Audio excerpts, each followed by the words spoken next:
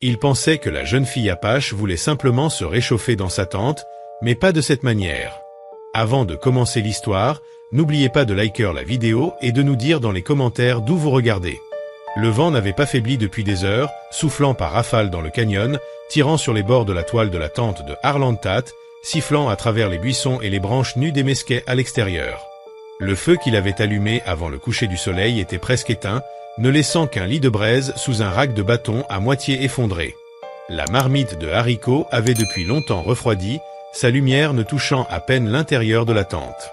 Harlan était assis, le dos contre le poteau arrière, le chapeau tiré bas, les épaules voûtées dans son manteau. Son fusil Henry reposait sur ses cuisses, le canon pointé vers le rabat. Il n'était ni tendu ni détendu. Trop d'années dans des camps semblables l'avaient habitué à rester sur ses gardes. La guerre lui avait appris la prudence, il avait quitté l'armée 4 ans plus tôt et n'avait fait que chevaucher seul depuis. Piégeage de mules, commerce de peaux, évitement des villes sauf pour munitions ou provisions. Ce qu'il avait vu et fait pendant les campagnes restait gravé dans son ventre comme de la viande avariée. Les villages brûlés sur ordre, les cris, le silence après, et lui debout, feignant de ne pas regarder. Ici, il n'avait à répondre de rien, ni à parler. Alors qu'il mâchait le dernier morceau de biscuit dur, le rabat de la tente bougea. Le bruit était léger, un simple souffle de vent ou une main, mais il ouvrit les yeux. Sa poigne sur le fusil se resserra. Il ne bougea pas, habitué à attendre. Une respiration, deux, puis il la vit. Une silhouette passa en se baissant, s'arrêta, fit un pas à l'intérieur. La lumière du feu atteignit d'abord ses jambes nues, égratignées, couvertes de poussière, puis la couverture de laine mâle enroulée sur son corps, brûlée à un coin et trempée de cendres. Ses cheveux noirs, emmêlés, collés à sa joue par la sueur ou les larmes, tremblaient malgré elle. Harlan ne baissa pas son fusil. Elle ne disait rien, ne suppliait pas, ne pleurait pas, restant à moitié accroupie, la couverture serrée autour des épaules. Ses yeux étaient grands mais secs, fatigués, et elle semblait avoir déjà décidé que cet homme pouvait lui faire du mal, mais n'avait nulle part ailleurs où aller. Il lui demanda d'une voix basse et plate, « Seule ?» Elle hocha légèrement la tête, le menton tremblant. « Le feu est éteint, dit-il. Tu l'as apporté avec toi ?» Toujours pas de réponse. Ses yeux baissèrent un instant, peut-être par honte, peut-être par froid, probablement les deux. Il baissa le fusil, mais ne le posa pas.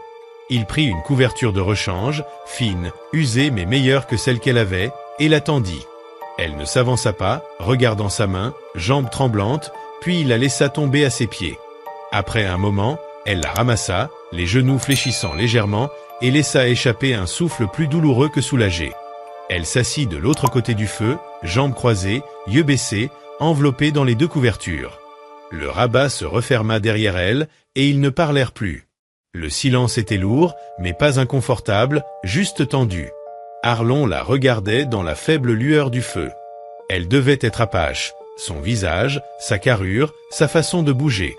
Jeune, peut-être dans la vingtaine, mince de faim mais pas malade, pieds fendillés et sanglants, signe d'un long trajet à pieds nus, sans doute par désespoir ou fuite. Les souvenirs de guerre l'avaient rendu méfiant, mais il ne la repoussa pas. La nuit, elle ne dormait pas d'abord, fléchissant au craquement du bois, main sous la couverture peut-être sur un couteau. Quand elle s'endormit enfin, ce fut superficiel, agité, recroquevillé comme un enfant, épaules tremblantes malgré les couvertures. Il ne dormit pas, pensant aux raisons qui l'avaient conduite là, à cette tente et à lui, dans ce canyon isolé. Au petit matin, la couverture glissa sur une épaule et il vit un bleu sombre sur sa clavicule. Il serra la mâchoire mais ne détourna pas le regard. Le soleil perça lentement à travers la brume. Quand il se leva, elle s'éveilla, yeux grands ouverts. « Doucement », dit-il, juste nourrissant le bétail. Elle resta, silencieuse.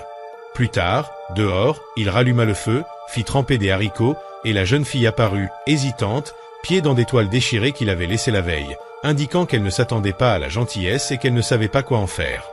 Elle se tenait près du feu, main au-dessus de la chaleur, buvant le café lentement, sans dire merci mais sans rien gâcher.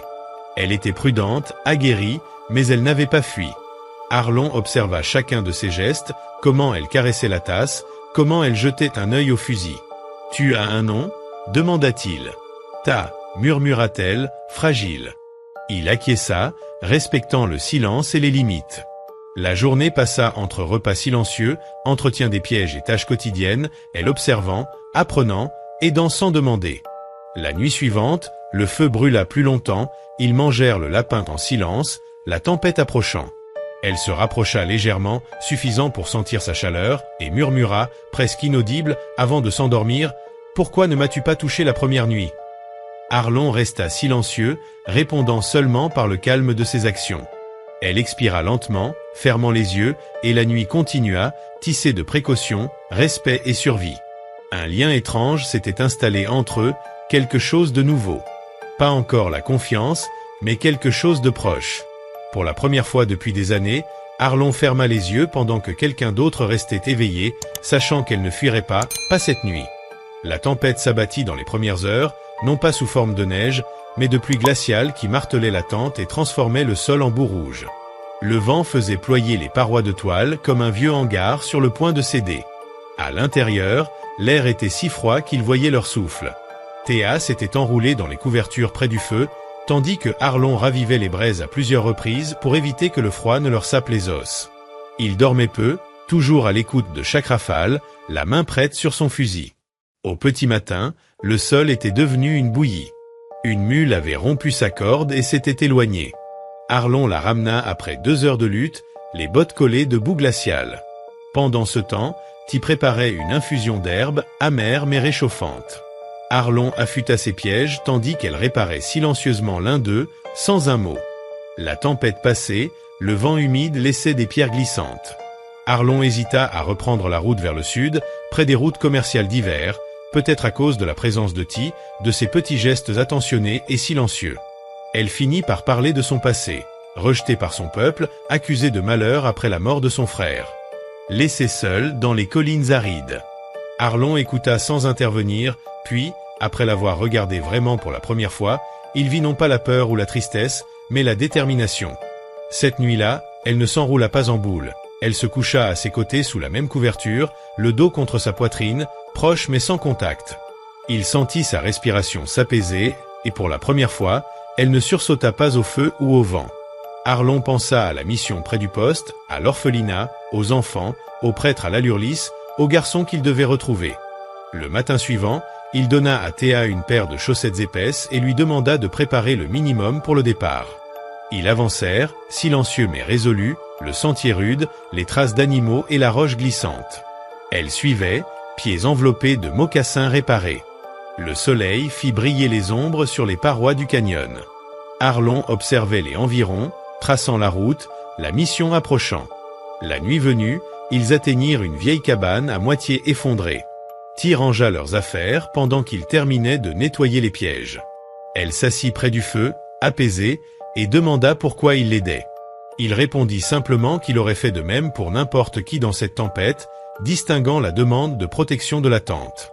Plus tard, elle lui remit un petit objet en os, un signe Apache sculpté par son frère avant d'être enlevé. La nuit suivante, assis près du feu, elle resta proche, respirant calmement, et aucun des deux ne parlait, laissant simplement l'air se transformer entre eux. Au matin, ils reprirent la route vers la mission. La poussière et les sentiers anciens cédaient progressivement à des traces de charrettes et des clôtures fendues.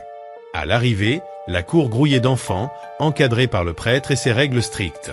Arlon avança lentement, visible mais non agressif, cherchant le garçon nommé Colo. Théa montra le symbole en os, et le prêtre confirma sa présence. Arlon demanda à parler dans le bureau, sa voix ferme et froide, laissant au prêtre peu de choix. Peu après, un garçon fut conduit vers eux, ses habits larges et propres, ses cheveux courts, son regard reconnaissant. Théa se jeta à genoux et le serra dans ses bras, tous deux silencieusement en larmes. Le prêtre protesta sur la légalité, mais Arlon, imperturbable, lui fit comprendre que l'enfant n'était pas à lui et que la décision de le récupérer appartenait à ceux qui en avaient le cœur et la raison. Il plongea la main dans sa poche, en sortit un papier plié et le tendit au prêtre. Celui-ci l'ouvrit. C'était un permis légal de commerce émis par le district sud de l'armée, signé par un intendant sous lequel Arlon avait servi. Ce n'était pas une garde officielle, mais cela lui donnait l'autorité de relocaliser tout jeune tribal pour sa protection. Cela suffit à effrayer le prêtre, qui recula. « Très bien, mais il est désormais sous ta responsabilité. » Arlon ne répondit pas, se contentant de tourner les talons et de se diriger vers la porte. Derrière lui, Taïa suivait, portant son frère dans ses bras. Ils ne parlèrent qu'après avoir quitté les murs de la mission. Essoufflée, elle murmura « Tu n'étais pas obligé de faire ça. » « Si, » répondit Arlon. « Parce que le passé ne se répare pas tout seul. Il fallait choisir de faire mieux. » Et il avait fait ce choix. L'air semblait différent dès qu'ils quittèrent le terrain de la mission. Ce n'était pas le vent, mais ce silence lourd qui s'installe après une décision, avant que son poids ne se fasse pleinement sentir. Le garçon, Kolo, avait cessé de pleurer, mais s'accrochait à Taïa comme une vigne à la pierre, une main dans sa manche, l'autre serrant le talisman qu'elle lui avait rendu. Arlon marchait quelques pas en avant, scrutant l'horizon par habitude, ses bottes rythment la terre sèche. Il ne parlait pas, ses pensées étaient assez bruyantes. Le visage du prêtre revenait constamment, ce mélange d'arrogance et de peur. Il n'aimait pas ce genre d'homme qui se servait de la paix comme d'un masque pour contrôler. Le garçon n'avait pas seulement été retenu là-bas, il avait été modelé, son langage effacé, ses vêtements trop propres, son âme pliée. Ils établirent le camp 1 heure avant le coucher du soleil, près d'un arroyo asséché bordé de mesquites. L'abri était rudimentaire, juste une toile tendue sur 2 mules attachées et maintenues par des pierres. Taïa alluma le feu pendant qu'Arlon sécurisait le périmètre et posait 2 pièges par routine, même s'il n'attendait rien. Lorsqu'il revint, Taïa écrasait des haricots dans la marmite tandis que Kolo, assis en face, observait tout en silence, les genoux remontés. « Il est toujours aussi silencieux ?» demanda Arlon en posant son fusil. Taïa le regarda. Il parlait avant. Il retrouvera ses mots. Il se souvient de toi? Oui, dit-elle. On lui a dit que j'étais morte. Arlon ne commenta pas. Il s'assit près du feu et versa du café. Kolo le fixa sans cligner. Après un moment, il parla enfin, voix incertaine, « Es-tu le soldat ?» Arlon hocha lentement la tête. « Plus maintenant. » Le garçon ne répondit pas, fixant le fusil à côté de lui. « Tu as peur de moi ?» demanda Arlon, direct. Kolo baissa les yeux et se rapprocha de sa sœur. Taïa posa doucement sa main sur sa tête, « Il n'a pas besoin d'avoir peur. Aujourd'hui, tu n'as fait de mal à personne. » Arlon acquiesça et remua le feu. Après le repas, Taïa nettoya les pieds de Kolo, le rassurant dans leur langue maternelle. Le garçon se blottit contre elle, retrouvant le sentiment de sécurité. Lorsqu'il s'endormit, elle le regarda et murmura « Tu aurais pu t'éloigner. » Arlon ne fit pas semblant de ne pas comprendre. « J'aurais pu, mais tu ne l'as pas fait. » Le poids de leur passé pesait encore, partagé mais plus léger. Elle lui parla des horreurs qu'elle avait vues enfant, des soldats incendiant leur grange, tuant pour un épi de maïs. Il l'écouta sans pitié, seulement en comprenant. « J'étais là aussi, » dit-il, pas à cette occasion, mais à d'autres. Ils partageaient le feu et la douleur, chacun portant son propre poids. Lentement, leurs mains se frôlèrent, les gestes simples bâtissant un lien de confiance. « Penses-tu que nous pouvons construire quelque chose ici ?» demanda-t-elle. « Nous le faisons déjà, » répondit-il. Cette nuit-là, ils restèrent proches, non par froid, mais par choix et proximité, avec Kolo entre eux. Le lendemain, ils se déplacèrent lentement, le garçon accroché à sa sœur sur la mule. Arlon marchait à leur côté, Henri sur le dos, observant chaque détail. Ils montèrent le camp sous une corniche offrant abri et bois sec, préparant le terrain pour un foyer et un abri durable. Chaque tâche, même la plus petite, contribuait à bâtir un lieu de vie, un espace sûr. Au fil des jours, les murs se dressèrent, le feu crépita, et les enfants aidèrent, suivant les gestes de leurs aînés. Arlon et Taïa s'installaient dans un rythme quotidien, partageant silence et responsabilité, parlant peu mais construisant beaucoup. Entre les flammes et le vent du canyon. Laissés seuls dans les collines arides. Arlon écouta sans intervenir, puis, après l'avoir regardé vraiment pour la première fois, il vit non pas la peur ou la tristesse, mais la détermination. Cette nuit-là, elle ne s'enroula pas en boule. Elle se coucha à ses côtés sous la même couverture, le dos contre sa poitrine, proche mais sans contact. Il sentit sa respiration s'apaiser, et pour la première fois, elle ne sursauta pas au feu ou au vent. Arlon pensa à la mission près du poste, à l'orphelinat, aux enfants, aux prêtres à l'allure lisse, aux garçons qu'il devait retrouver. Le matin suivant, il donna à Théa une paire de chaussettes épaisses et lui demanda de préparer le minimum pour le départ. Ils avancèrent, silencieux mais résolus, le sentier rude, les traces d'animaux et la roche glissante. Elle suivait, pieds enveloppés de mocassins réparés. Le soleil fit briller les ombres sur les parois du canyon. Arlon observait les environs, traçant la route, la mission approchant. La nuit venue, ils atteignirent une vieille cabane à moitié effondrée. Ty rangea leurs affaires pendant qu'il terminait de nettoyer les pièges. Elle s'assit près du feu, apaisée, et demanda pourquoi il l'aidait. Il répondit simplement qu'il aurait fait de même pour n'importe qui dans cette tempête, distinguant la demande de protection de la tente. Plus tard, elle lui remit un petit objet en os, un signe apache sculpté par son frère avant d'être enlevé. La nuit suivante, assis près du feu, elle resta proche, respirant calmement, et aucun des deux ne parlait, laissant simplement l'air se transformer entre eux. Au matin, ils reprirent la route vers la mission. La poussière et les sentiers anciens cédaient progressivement à des traces de charrettes et des clôtures fendues. À l'arrivée, la cour grouillait d'enfants, encadrée par le prêtre et ses règles strictes. Arlon avança lentement, visible mais non agressif, cherchant le garçon nommé Kolo. Théa montra le symbole en os, et le prêtre confirma sa présence. Arlon demanda à parler dans le bureau, sa voix ferme et froide, laissant au prêtre peu de choix. Peu après, un garçon fut conduit vers eux, ses habits larges et propres, ses cheveux courts, son regard reconnaissant. Théa se jeta à genoux et le serra dans ses bras, tous deux silencieusement en larmes. Le prêtre protesta sur la légalité, mais Arlon, imperturbable, lui fit comprendre que l'enfant n'était pas à lui et que la décision de le récupérer appartenait à ceux qui en avaient le cœur et la raison. Il plongea la main dans sa poche, en sortit un papier plié et le tendit au prêtre. Celui-ci l'ouvrit. C'était un permis légal de commerce émis par le district sud de l'armée, signé par un intendant sous lequel Arlon avait servi. Ce n'était pas une garde officielle, mais cela lui donnait l'autorité de relocaliser tout jeune tribal pour sa protection.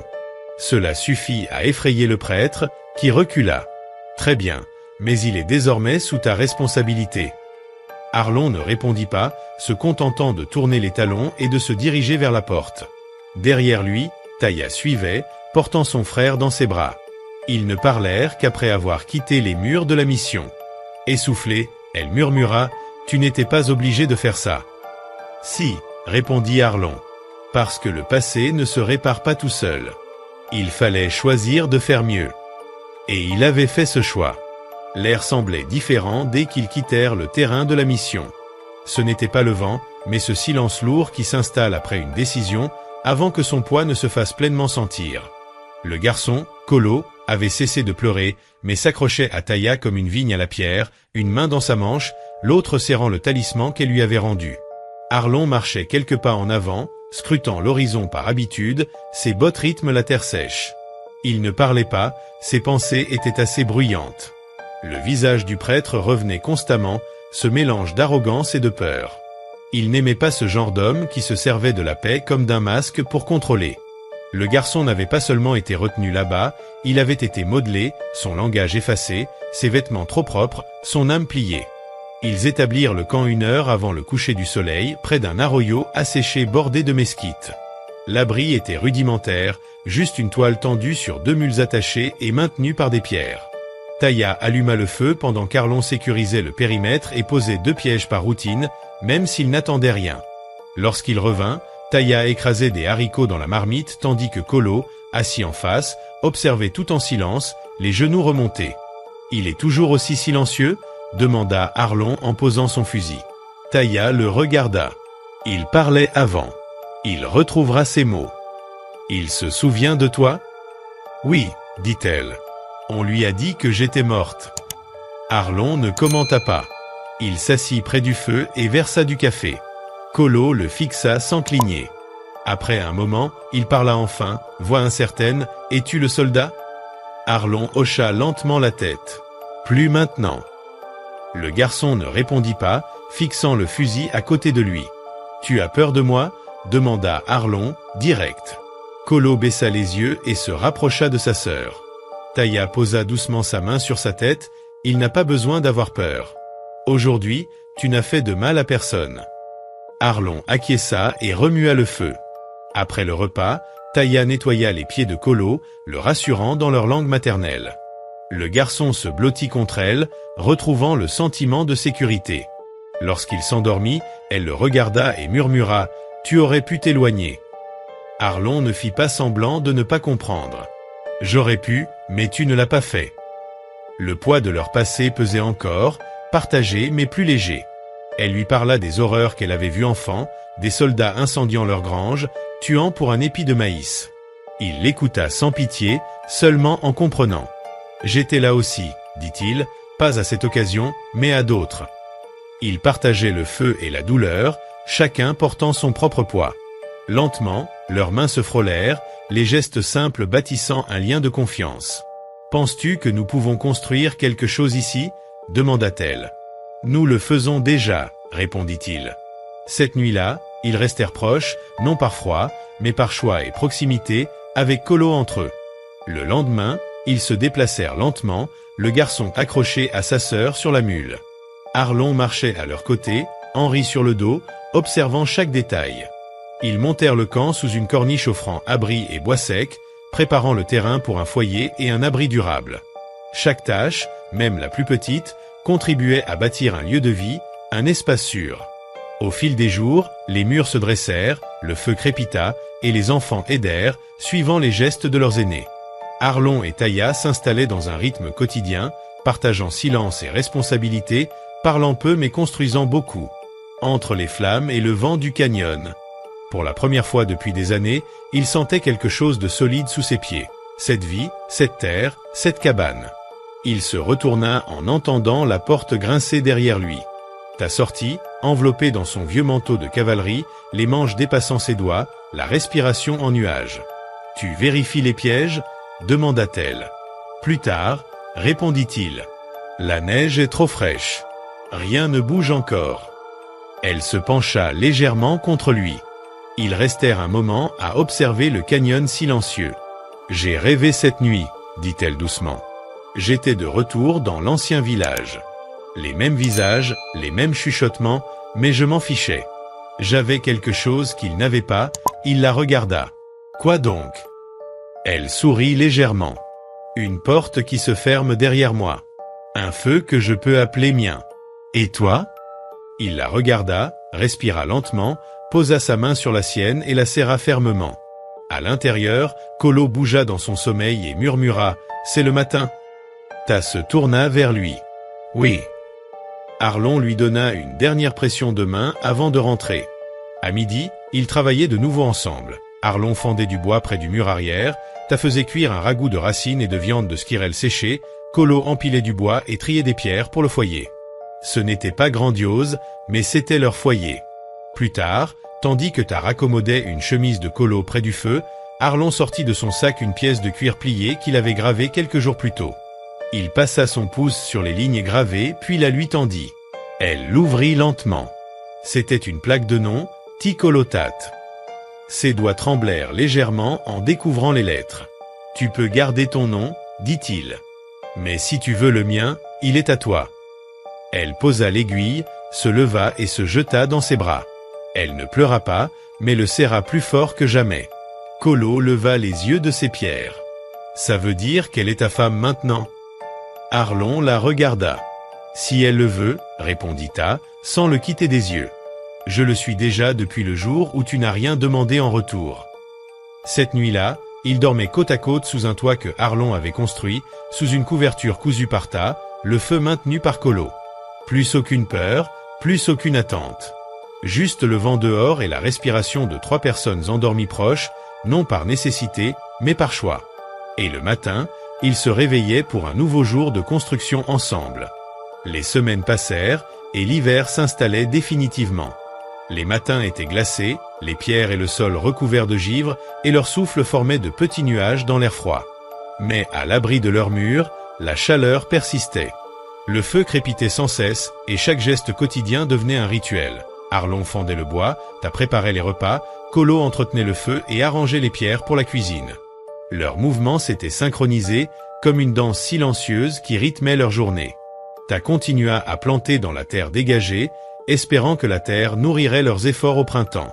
Arlon explorait toujours le canyon à la recherche de provisions, de bois et de matériaux, et il revenait toujours avec quelque chose qui facilitait leur vie. Colo, de son côté, avait pris l'habitude de se lever avant l'aube, allant chercher du bois et entretenant le feu comme si c'était sa responsabilité naturelle. Chacun savait ce qu'il avait à faire, et pourtant ils faisaient tout ensemble, en silence, sans se presser, dans une harmonie qui venait de la nécessité et de l'affection. Leur intimité grandissait de jour en jour. La proximité n'était plus seulement physique, elle devenait émotionnelle. Arlon et à partager leurs craintes, leurs espoirs et leurs souvenirs autour du feu. Ils ne craignaient plus le passé ni les dangers du dehors. Ils construisaient quelque chose de nouveau, une vie solide sur le roc de la montagne et dans la chaleur de leur foyer improvisé. Les murs de la cabane, bien que simples, protégeaient désormais ce qui comptait le plus, la sécurité, la chaleur et le sentiment d'être ensemble. Chaque soir, ils s'endormaient sous la même couverture, blottis contre Arlon, Colo au pied du lit improvisé. Aucun ne parlait beaucoup, et pourtant tout était dit. Le silence était plein de sens, de confiance et de choix. Ils n'étaient plus seulement en train de survivre. Ils avaient trouvé un foyer, un rythme, et surtout, ils s'étaient trouvés les uns les autres. Et même si l'hiver était dur, le vent violent et la neige épaisse n'avaient plus de pouvoir sur eux. Un matin, Arlon sortit pour vérifier les traces sur la neige fraîche. Les pièges étaient toujours vides, mais ils sentaient qu'ils étaient prêts. Le monde extérieur n'avait plus d'emprise sur eux, ils se tenaient fermes, ensemble.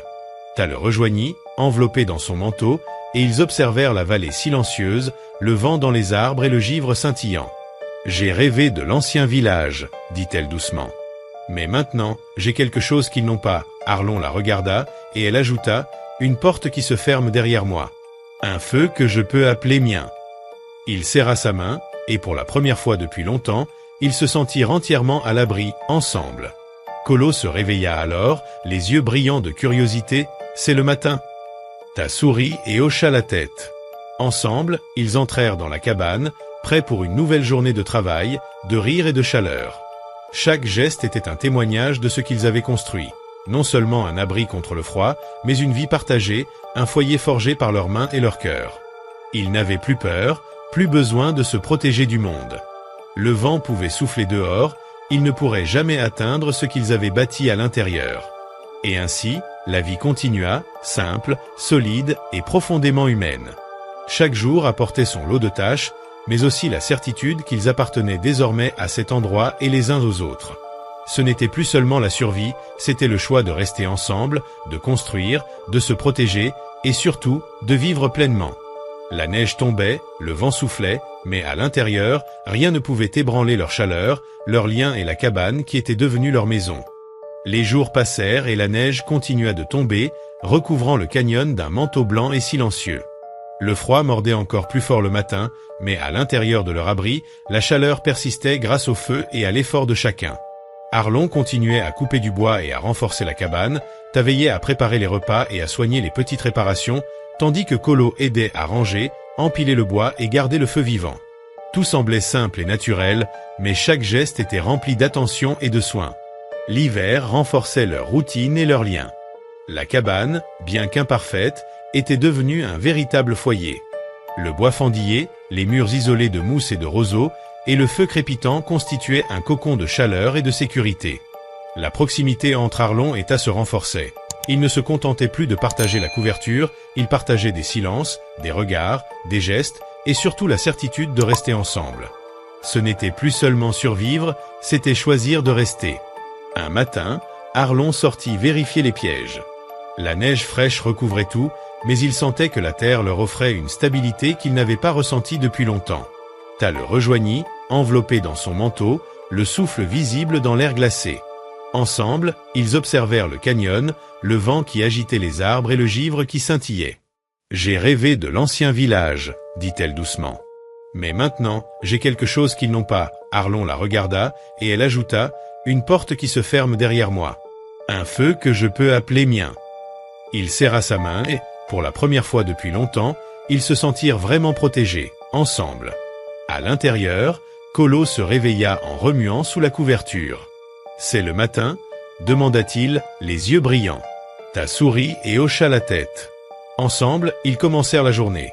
Arlon fendait du bois près du mur arrière, Ta préparait un ragoût avec les racines et la viande séchée, et Colo empilait le bois ou ajustait le foyer. La cabane n'était pas grande, mais chaque objet, chaque geste, chaque regard témoignait de ce qu'ils avaient construit. Un foyer, un rythme, une vie ensemble. Les soirées restaient leur moment le plus précieux. Ils se blottissaient sous la couverture, tas contre Arlon, colo à leurs pieds. Aucun mot n'était nécessaire. Le silence était plein de sens, d'affection et de sécurité. Ils n'avaient plus peur que quelqu'un vienne détruire ce qu'ils avaient bâti. Le vent pouvait hurler à l'extérieur, la neige pouvait s'accumuler, rien ne pouvait atteindre ce qu'ils avaient créé dans leur abri. Chaque respiration, chaque mouvement renforçait leur lien. Ils étaient ensemble par choix, et non par nécessité. Et même si l'hiver s'étirait, rude et implacable, la cabane leur offrait tout ce dont ils avaient besoin. Chaleur, sécurité, intimité et la certitude qu'ils pouvaient compter les uns sur les autres. Ils avaient transformé un simple abri en un véritable foyer. Les journées de labeur et de silence, les veillées près du feu, les repas partagés et les petits gestes quotidiens avaient créé quelque chose de précieux. Une vie construite par eux-mêmes, loin du passé, loin de la peur, mais proche du cœur des autres. Chaque matin apportait un nouveau jour, une nouvelle chance de continuer à bâtir leur vie ensemble.